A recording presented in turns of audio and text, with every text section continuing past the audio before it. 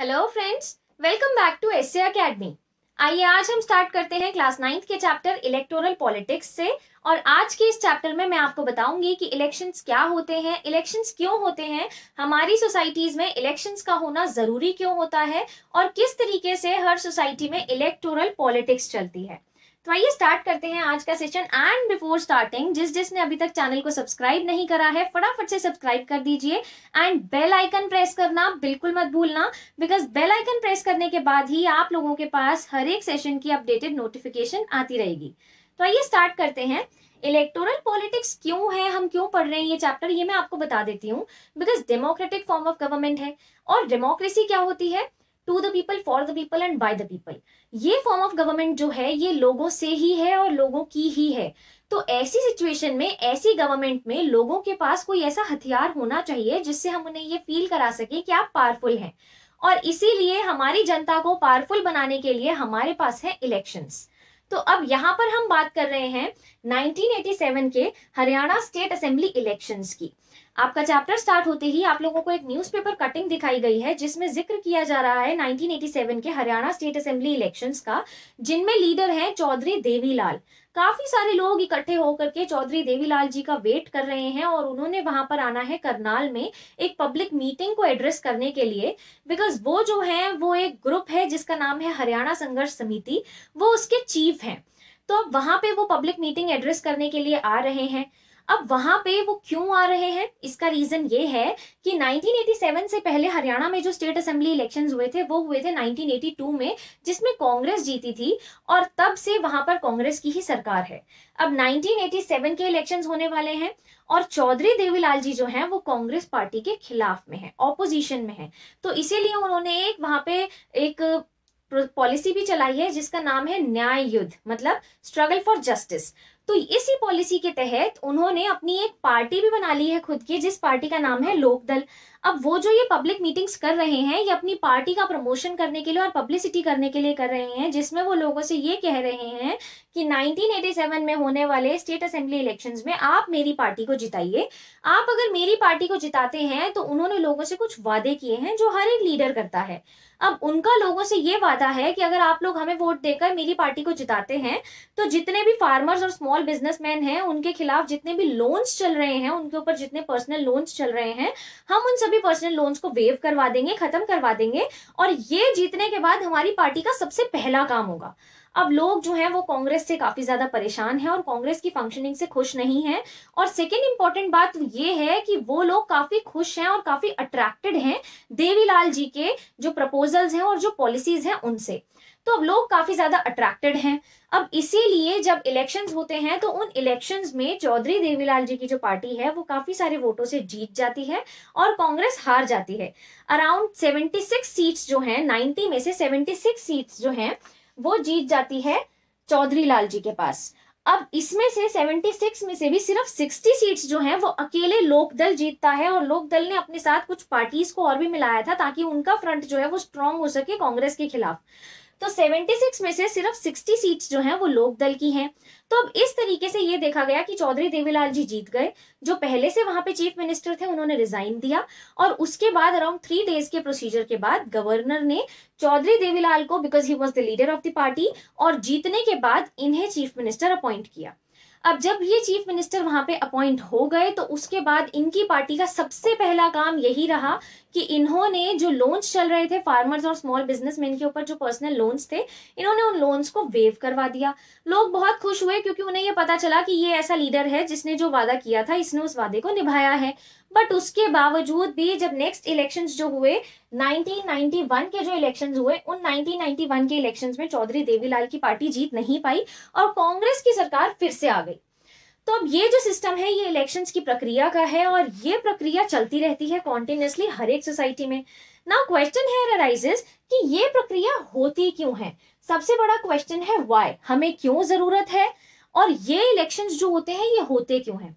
देखो, बहुत बड़ा क्वेश्चन अराइज होता है कि क्या कोई ऐसा एक इंसान हो सकता है जो पूरी गवर्नमेंट के बेसिस पर, बिहाफ पर, इतनी बड़ी आबादी के लिए कोई लॉज बना ले, कोई रूल्स बना ले या इतनी बड़ी आबादी को कंट्रोल कर ले। तो इसका आंसर है नो, कि हमारे पास इतनी स्ट्रेंथ नहीं है कि एक अकेला बंदा जो है वो सबको संभाल लेगा। तो इसीलिए हमें क्या चाहिए कि कुछ ग्रुप ऑफ पीपल हो, कुछ रिप्रेजेंटेटिव्स हो, जो रिप्रेजेंटेटिव्स मिलकर ये काम कर सकें। अब यहाँ पे ये कंफ्यूजन है कि ऐसे रिप्रेजेंटेटिव्स को चुने कैसे, ये कैसे पता लगाएं कि कौन सा इंसान जो है उसके पास इतनी नॉलेज है, इतने स्किल्स हैं और वो इतना पावरफुल है कि वो पूरे के पूरे सिस्टम को मैनेज कर पाएगा। अब ऐसे रिप्रेजेंटेटिव्स को कहाँ से लाएं? तो ये क्वेश्चन आता है कि इनके लिए कोई ऐसा मैकेनिज्म होना चाहिए, कोई ऐसा फिक्स सिस्टम होना चाहिए जिस सिस्टम के बेसिस पर हम ऐसे लीडर्स को और ऐसे रिप्रेजेंटेटिव्स को चुन सके। अब ऐसा मैकेनिज्म जो डेमोक्रेटिक सोसाइटीज में होता है वो होता है इलेक्शन का। इलेक्शन के बेसिस पर ऐसे रिप्रेजेंटेटिव्स को चुना जाता है जो मिल करके हम लोगों के लिए काम करते हैं। अब उनके जो अटमोस्ट इंपॉर्टेंट काम होते हैं, वो सबसे पहला काम ये होता है कि वो हमारे लिए लॉज बनाते हैं, वो पॉलिसीज निकालते हैं कुछ अपने मैनिफेस्टो में और वो उन पॉलिसीज पे खरे उतरते हैं, वो उन पॉलिसीज को पूरा करते हैं। उसके साथ साथ वो गवर्नमेंट फॉर्म करते हैं और गवर्नमेंट के सारे काम करते हैं और वो ये चूज करते हैं कि किस तरीके से सरकार काम करेगी, लोगों के लिए कैसे कैसे काम किया जाएगा और क्या प्रोसीजर रहेगा। तो इसके बेसिस पे हम इलेक्शंस कंडक्ट कराते हैं और इलेक्शंस के थ्रू हम ऐसे रिप्रेजेंटेटिव्स को सामने लाते हैं जो हमारी सरकार को चलाते हैं। अब बात यहाँ तक ये हो गई कि हमें इलेक्शंस की जरूरत क्यों है, ये हमें समझ में आ गया। Now next question here arises, क्या हमारे इलेक्शंस डेमोक्रेटिक हो रहे हैं? ये हमें कैसे पता चलेगा कि हमारे इलेक्शंस डेमोक्रेटिक सोसाइटी में हो रहे हैं? तो वो डेमोक्रेसी के अकॉर्डिंगली ही हो रहे हैं और डेमोक्रेसी के प्रोविजंस को फॉलो किया जा रहा है या नहीं किया जा रहा। अब मैं इसके लिए आपको बताती हूँ कि बहुत सारी अलग अलग कंट्रीज होती हैं, हर कंट्री में अलग अलग सिस्टम होता है इलेक्शन का, हर कंट्री अपनी अलग अलग पॉलिसी को फॉलो करती है और ऐसा भी होता है कि कोई कंट्री इलेक्शंस करवाती है और कोई कोई नहीं करवाती। तो सबका अपना अलग अलग सिस्टम है। आपने पहले भी पिछले चैप्टर्स में कुछ कुछ कंट्रीज के बारे में पढ़ा है जहां पे इलेक्शंस तो होते हैं पर वो हुए या नहीं हुए उनका कोई फायदा नहीं होता। जैसे चाइना में इलेक्शंस होते भी थे बट सिर्फ कम्युनिस्ट पार्टी ही जीतती थी, सिर्फ वोट करने का अधिकार जो था लोगों को वो सिर्फ कम्युनिस्ट पार्टी को ही था। इसके साथ साथ एक और एग्जाम्पल आप लोगों ने पढ़ा था मेक्सिको का। मेक्सिको में हमारे पास सिर्फ पीआरआई पार्टी थी, इनफैक्ट पीटीएम्स में और हर जगह के गवर्नमेंट ऑफिसेज में पीआरआई पार्टी को ही प्रमोट किया जाता था और अगर एंड मोमेंट पे कोई और पार्टी होती भी थी तो वहां पे पोलिंग बूथ बदल दिए जाते थे और यही होता था कि किसी भी तरीके से कान इधर से पकड़ो या उधर से पकड़ो, जीतेगी तो पीआरआई पार्टी ही। तो अब ऐसी सिचुएशंस में तो इलेक्शन डेमोक्रेटिक हुए नहीं। तो अब ये क्वेश्चन है कि इलेक्शंस को डेमोक्रेटिक कैसे बनाया जाए। डेमोक्रेटिक बनाने के लिए हमें एक मैकेनिज्म सेट करना पड़ता है जिसमें हम ये देखते हैं कि मिनिमम जो पॉलिसीज हैं, हमारी जो मिनिमम रिक्वायरमेंट्स हैं, उन रिक्वायरमेंट्स को पूरा किया जाए। तो सबसे पहली रिक्वायरमेंट हमारी ये होती है कि वोट हो, वो जो वोट की वैल्यू हो वो एक ही हो, 1 vote and 1 value for that vote. तो इसका मतलब ये है कि सबसे पहली और मोस्ट इंपॉर्टेंट बात ये है कि वोट करने दिया जाए हर एक इंसान को, हर एक इंसान एक ही बार वोट दे और उस एक वोट की एक ही वैल्यू हो। तो ये एक इंपॉर्टेंट बात हो गई। सेकेंड इंपॉर्टेंट बात ये हो गई कि उनके पास चूज करने के लिए कुछ हो जिसमें से वो चूज कर सके, तो उसके लिए उन्हें चाहिए पार्टी। अगर कोई पार्टी होगी तभी वो उस पार्टी को चूज करेंगे, ये देख पाएंगे कि ये पार्टी इतनी अच्छी है, रिलायबल है, जिसे हम चूज कर सकते हैं, ये पार्टी हमारे लिए सही डिसीजंस लेगी या नहीं लेगी। तो सेकंड चीज इनकी पार्टी है। थर्ड चीज ये है कि उनको जो चॉइस हम ऑफर कर रहे हैं कि आप आइए और वोटिंग दीजिए, वो चॉइस उनको रेगुलर तरीके से ऑफर की जाए। तो इलेक्शंस जो होते हैं डेमोक्रेटिक सोसाइटीज में, उनका होने का मायना तभी है जब उनको रेगुलर तरीके से हर रेगुलर इंटरवल पे उनको कंडक्ट किया जाए, तभी वो इलेक्शंस जो हैं वो मायने रखते हैं, उनकी इंपॉर्टेंस उतनी बरकरार रहती है। नेक्स्ट मोस्ट इंपॉर्टेंट बात जो है वो है प्रेफरेंस की। अब लोग जिसे प्रेफर कर रहे हैं, लोगों ने जिस पार्टी को वोट दिया है वो ही पार्टी फ्रंट पर लाई जाए, उसी पार्टी को जिताया जाए, उसमें कोई चेंजेस ना किए जाएं। ये एक और इम्पॉर्टेंट बात है। और लास्ट और सबसे इम्पॉर्टेंट पॉइंट जो है वो ये है कि इलेक्शंस को फ्री रखा जाए। अगर हम इलेक्शंस को चार्ज करने लगेंगे तो बहुत कम जनता सामने आएगी या हो सकता है जनता सामने आए ही ना वोट करने के लिए। और फ्री के साथ साथ एक और इम्पॉर्टेंट बात जो रहती है वो ये है कि इलेक्शंस फेयर हों। अगर इलेक्शंस में चीटिंग की जाएगी तो फिर उन इलेक्शंस का होने का कोई मतलब नहीं है। पीआरआई पार्टी को जिताने के लिए पोलिंग बूथ को ही हटाकर दूसरी जगह पर कर दिया जाता था। तो इस तरीके की डर्टी ट्रिक्स अगर फॉलो की जाएंगी तो फिर उन इलेक्शंस का होने का कोई मतलब ही नहीं है। तो यहाँ पर हमें ये चीज समझ में आ गई कि इन 5 पॉइंट्स के बेसिस पे हमारे जो इलेक्शंस हैं वो फ्री और फेयर तरीके से हो सकते हैं और वो इलेक्शंस डेमोक्रेसी के प्रिंसिपल्स को फॉलो कर सकते हैं। तो यहाँ पे ये प्रिंसिपल्स हैं जो बताते हैं कि कैसे हमारे इलेक्शंस जो हैं वो डेमोक्रेसी के सारे प्रिंसिपल्स को फॉलो करेंगे और डेमोक्रेटिक तरीके से हमारी कंट्री में इलेक्शंस होंगे। Now next important point is, जब कहीं पर भी 4 लोग खड़े होते हैं ना, तो वहां पे एक वर्ड आ जाता है जिसका नाम होता है कंपटीशन। आप लोगों की क्लास में भी होता है, टॉपर्स के बीच में कंपटीशन होता है, काफी सारे स्टूडेंट्स के बीच में कंपटीशन होता है। क्या ये कंपटीशन अच्छा होता है? Yes, answer is yes. ये कंपटीशन तब तक अच्छा होता है जब तक ये कंपटीशन एक हेल्दी लेवल तक रहता है। बट आज हम यहाँ पे बात कर रहे हैं पॉलिटिकल कंपटीशन की। पॉलिटिकल कंपटीशन का होना भी जरूरी है, बिकॉज पॉलिटिक्स में कंपटीशन होगा तभी ये पता चल पाएगा कि कौन सी पार्टी अच्छा काम कर रही है, हमें कौन सी पार्टी की साइड होना है। तो पॉलिटिकल कंपटीशन होना जरूरी है। बट समटाइम्स हम अपनी सोसाइटी में ये देखते हैं कि पॉलिटिकल कंपटीशन एक ऐसे एक्सटेंट तक पहुंच जाता है जो एक अनहेल्दी रूप ले लेता है, फैक्शनलिज्म क्रिएट करता है। पार्टी पॉलिटिक्स के बारे में हम लोगों ने सुना है, एक पार्टी आती है वो दूसरी पार्टी की बुराई करती है, उन पे एलिगेशंस लगाए जाते हैं और कभी कभी इन एलिगेशंस का अंजाम ये होता है कि इनके बीच में काफी ज्यादा वायलेंट एक्टिविटीज हो जाती हैं, जो इस पार्टी पॉलिटिक्स की वजह से हमारी सोसाइटी में अनहेल्दी इलेक्शंस का रूप ले लेती है। तो ऐसा अनहेल्दी कंपटीशन जब होता है तो वो इलेक्टोरल पॉलिटिक्स को तो सही से इनका मायना मेंटेन करता नहीं है। एंड एक और इम्पॉर्टेंट बात यह है कि कुछ ऐसे लोग भी होते हैं जो ऐसी एक्टिविटीज में इंडल्ज होना ही नहीं चाहते, तो वो काफी पीछे रह जाते हैं क्योंकि वो ये लड़ाई लड़ ही नहीं पाते, तो वो कंपटीशन में आ ही नहीं पाते। जब वो आगे ही नहीं आ पाएंगे तो उनका कंपटीशन में नाम ही कैसे आएगा। तो अब ये मोस्ट इंपॉर्टेंट बात हो गई कि वो ड्रैग ही नहीं होते हैं, वो सामने ही नहीं आते हैं। हमारे कॉन्स्टिट्यूशन मेकर्स को ये बात पता थी कि फ्यूचर में ऐसी दिक्कत तो आने वाली है, इसीलिए उन्होंने एक वर्ड सामने रखा, free competition and open competition. जो भी आना चाहता है सामने आओ, खुला मैदान है, जंग लड़ो, आओ, जो जीता उसकी सरकार।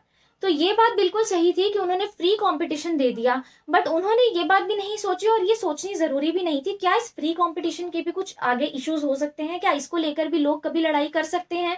अब कंपटीशन होना और कंपटीशन को अनहेल्दी वे में लेना, ये दो अलग बातें हैं और इसका होना हमारे पास जरूरी इसीलिए है बिकॉज मैंने बिगिनिंग में ही आपको बताया कि हम लोग चूज कैसे करेंगे। अब इसका एक एग्जांपल मैं आपको देती हूँ कि अगर हमारी सोसाइटी में कोई शॉपकीपर है, अगर वो शॉपकीपर हमें अच्छा डिस्काउंट देता है, हमें अच्छी सर्विसेज देता है, तो हम यही चाहेंगे कि हम उसी शॉपकीपर से सामान लें। और वहीं दूसरी तरफ अगर वो शॉपकीपर हमारे साथ कोऑपरेट नहीं करता, हमें डिस्काउंट नहीं देता और हमें अच्छी पॉलिसीज हमारे साथ मेंटेन नहीं करता, अच्छे रिलेशंस मेंटेन नहीं करता, तो हम क्या करेंगे, हम कोई दूसरा शॉपकीपर चूज करेंगे। इसी तरीके की चॉइस लोगों की रहती है पार्टीज को लेकर। जब पॉलिटिकल पार्टीज होती हैं तो एक पॉलिटिकल पार्टी जो लोगों से जो पॉलिसीज बोलती है, अगर वो उन पॉलिसीज को पूरा करती है तो उस पॉलिटिकल ड्यूरेशन के बाद भी लोग उसी पार्टी को चुनेंगे बिकॉज उन्होंने लोगों की पॉलिसीज के ऊपर खरे उतरे। बट अगर ऐसी कोई पार्टी होती है जिसने पहले वादे करे और फिर उन वादों को नहीं निभाया, तो उसके बाद अगले इलेक्शंस में लोगों के हाथ में ये पावर होती है। तो कौन डिसाइड करेगा? लोग डिसाइड करेंगे कि हमें इस पार्टी को यहाँ पे रखना है या नहीं रखना। तो इसीलिए होल सोल पावर जो हमने ये डिसाइड करने की दी है वो लोगों को दी है कि कौन सी पार्टी रहेगी। कंपटीशन अगर है तो उस कंपटीशन के दायरे में हम कौन सी पार्टी को रखते हैं और कौन सी पार्टी को नहीं रखते हैं, ये टोटल डिसीजन हो जाता है हमारे लोगों का। अब नाउ यहाँ पे बात उठती है कि इंडिया का कैसा सिस्टम है, इंडिया में जो इलेक्शंस होते हैं वो किस तरीके से होते हैं। अब इंडिया का जो सिस्टम है इलेक्शंस का, वो एक चीज पर बेस्ड है और जिसका नाम है कॉन्स्टिट्यूएंसी। कॉन्स्टिट्यूएंसी का मतलब होता है कि हमारे जो इलेक्शंस होते हैं वो एरिया बेस्ड होते हैं और अलग अलग एरियाज को हम कॉन्स्टिट्यूएंसी बोलते हैं।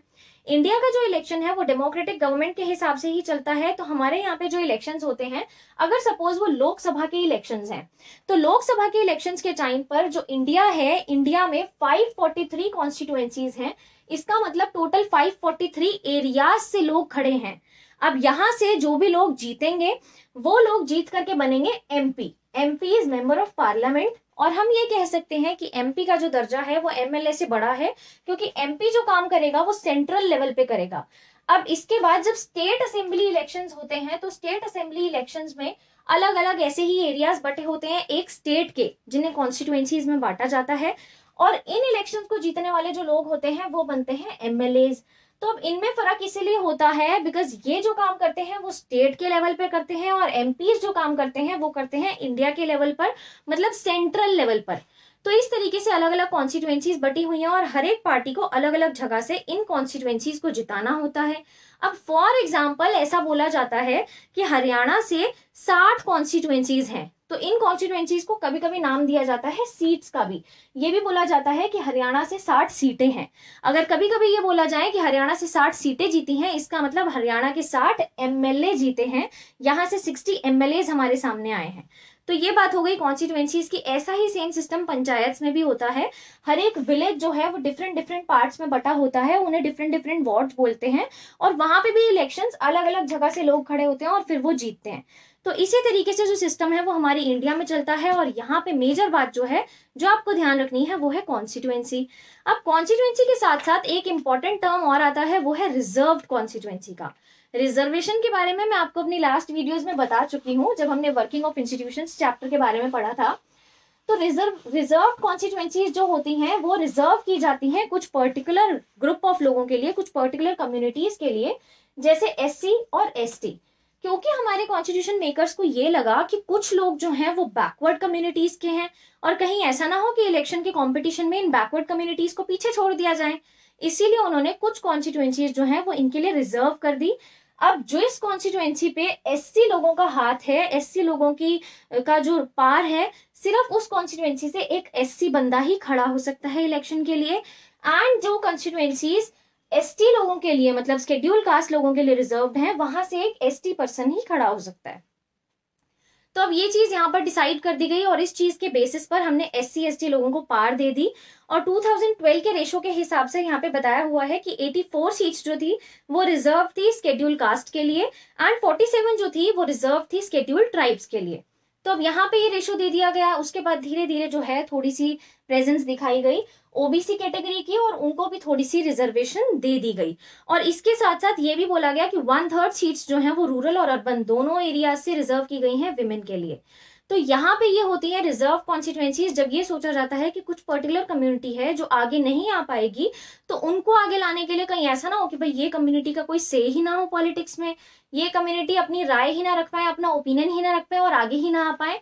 इसीलिए ऐसी कम्युनिटीज के लिए रिजर्व कॉन्स्टिट्यूएंसीज बनाई जाती हैं, ताकि ये भी पावरफुल हो, इनकी सुनवाई हो और ये पीछे ही ना रह जाए, ये हमेशा बैकवर्ड ना रह जाए। अब नेक्स्ट इंपॉर्टेंट बात जो इलेक्शंस में खड़ी होती है वो होती है वोटर्स लिस्ट की।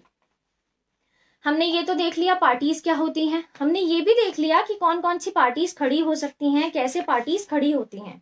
इसके साथ साथ ये देखना जरूरी है कि वोट कौन करेगा। इलेक्शंस हैं, पार्टीज हैं, कंपटीशन भी है, बट वोटर्स लिस्ट क्या होती है और वोट कौन करेगा ये देखना बहुत ज्यादा जरूरी है।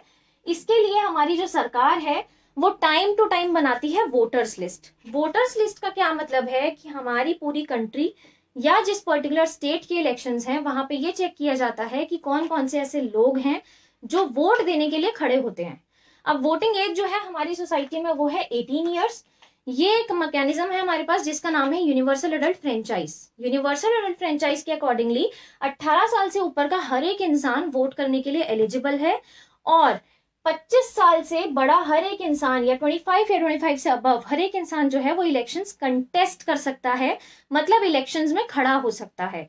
अब ये जो दोनों एजेस हैं ये इररिस्पेक्टिव है एनी डिफरेंस, एनी डिवीजन के, मतलब इंसान किसी भी कास्ट का हो, किसी भी रीजन से बिलोंग करता हो, किसी भी रिलीजन से बिलोंग करता हो, किसी भी सेक्स का हो, किसी भी कलर का हो, ये डिपेंड नहीं करता है, वो वोट दे सकता है अगर वो 18 साल का है, 18 से बड़ा है तो, और वो कंटेस्ट करने के लिए एज ए कैंडिडेचर दे सकता है अपना और खड़ा हो सकता है अगर वो 25 साल का है या 25 से बड़ा है तो इसमें हम लोगों ने बिल्कुल भी डिफरेंशिएशन नहीं रखा, डिवीजन नहीं रखा, और इसके बेसिस पे वोटर्स लिस्ट तैयार की जाती है। बार बार वोटर्स लिस्ट को चेंजेस के साथ साथ अपडेट किया जाता है ताकि कोई भी इंसान जो बार बार 18 के हो रहे हैं एवरी ईयर वो रह ना जाए। अब ये हर 5 साल के बाद क्रिएट किया जाता है, बिकॉज हमारी जो लोकसभा इलेक्शंस या स्टेट असेंबली इलेक्शंस की जो टाइम पीरियड होता है वो 5 ईयर्स होता है। तो 5 ईयर्स के बाद वोटर्स लिस्ट को अपडेट किया जाता है, जिनके बेसिस पर किसी का भी वोटिंग राइट्स उनसे छीना नहीं जाता। रेयरेस्ट ऑफ रेयर सिचुएशंस होती हैं, जैसे जो इंसान ल्यूनेटिक होता है, जो अनसाउंड माइंड के होते हैं, उनको रेयरेस्ट ऑफ रेयर सिचुएशंस में रोका जाता है वोट देने से। अब हम वोट देने जाते हैं तो हमारी क्या आइडेंटिटी है उसके लिए हमारे पास होता है इलेक्शन फोटो आइडेंटिटी कार्ड, जिसे आजकल नॉर्मल लैंग्वेज में हम वोटर आईडी कार्ड भी बोलते हैं। तो हम जहां पर भी वोट देने जाते हैं, हम उसके अकॉर्डिंगली, जिस एरिया से, जिस कॉन्स्टिट्यूएंसी से हम बिलोंग करते हैं, वहां पर हम वोट डालने जाएंगे और हम अपना वोटर आईडी कार्ड साथ लेकर जाएंगे, जिसके बेसिस पर हमें वोट करने दिया जाएगा। बट वोटर आईडी कार्ड का ले जाना आज तक भी कंपलसरी नहीं है। हम अपना कोई भी आइडेंटिटी प्रूफ ले जा सकते हैं, जैसे ड्राइविंग लाइसेंस हो गया, आधार कार्ड हो गया, इनके बेसिस पर भी हमें वोट करने दिया जाता है। अब यहाँ पे बात आ गई कि ठीक है, वोट कौन कौन करेगा, ये चीज हमने देख ली। अब इसके साथ साथ मुद्दा उठता है कैंडिडेचर का, कि ठीक है, हमने वोट कौन करेगा ये देख लिया, बट कैंडिडेट्स कौन होंगे, कैसे कैंडिडेट्स को चुना जाएगा। तो कैंडिडेट्स को चूज करने के लिए हमारे पास एक अलग मैकेनिज्म है, जिसके बेसिस पर हम कैंडिडेचर लेते हैं और कैंडिडेट्स को चुनते हैं, कौन कौन से लोग सामने आएंगे। इसमें भी कोई रिस्ट्रिक्शंस नहीं है, because this is democratic government, free है, सबको सामने आने का मौका दिया जाता है। But there is age bar, 25 years की एज होनी चाहिए और उसके ऊपर का जो इंसान है वो सामने आकर के अपना कैंडिडेचर दे सकता है। बट इसके साथ साथ कुछ एक्सट्रीम केसेस हैं जिन्हें नोटिफाई किया जाता है, वो मैं अभी आपको बताती हूँ। इसके लिए एक फॉर्म होता है, नॉमिनेशन फॉर्म जो है, क्योंकि हर एक पार्टी से जो भी इंसान खड़ा होता है उसको एक टिकट मिलती है। तो पार्टी में खड़े होने के लिए आपको उस टिकट का लेना जरूरी है, और उस टिकट को लेने के लिए आपको नॉमिनेशन फॉर्म भरकर देना होगा और कुछ सिक्योरिटी अमाउंट डिपॉजिट कराना होगा। इसके साथ साथ पहले तो जरूरी नहीं था, बट अब जरूरी है कि हमें अपनी कुछ डिटेल्स भी वहां पर देनी होंगी। जैसे ये डिटेल होती है कि हमारे खिलाफ कोई क्रिमिनल केस तो पेंडिंग नहीं है, बिकॉज कहीं ना कहीं जो पॉलिटिकल पार्टीज हैं, उनके जो लीडर्स हैं, उनका बहुत बड़ा इन्फ्लुएंस होता है पूरी जनता के ऊपर। तो अगर उनका कोई क्रिमिनल केस चल रहा होगा तो ये बहुत बैड इफेक्ट होता है।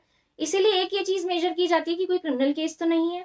नेक्स्ट इंपॉर्टेंट चीज ये देखी जाती है कि उस इंसान के पास कितने एसेट्स हैं, उसकी क्या लाइबिलिटीज हैं, उसके पास कितना पैसा है, उसकी इकोनॉमिकल कंडीशन देखी जाती है, और इसके साथ साथ देखी जाती है उनकी एजुकेशनल क्वालिफिकेशंस।